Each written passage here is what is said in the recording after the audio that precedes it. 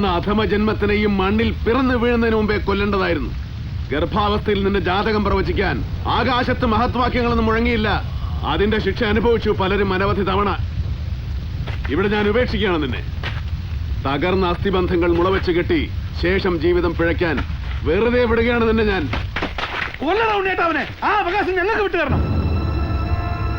നാരായണ, ഏത് മനുഷ്യജന്മത്തിനും കാണും ഒരു ലക്ഷ്യം, ഒരു കാരണം. ഇത്രയും കാലം ഈ ഭൂമിയിൽ ജീവിച്ചിട്ട് എനിക്കോ ഈ ലോകത്തിനോ ഒരു ഉപകാരം ഉണ്ടായിട്ടില്ല. ഒരു സൽക്കർമ്മം ചെയ്യാൻ എന്നെ അനുവദിക്ക്. ഞാൻ കൊല്ല ഇവനെ, ഈ വൃത്തികെട്ട ജന്തുവിനെ.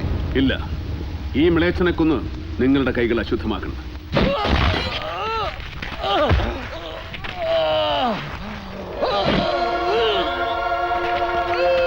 കുമാരാ,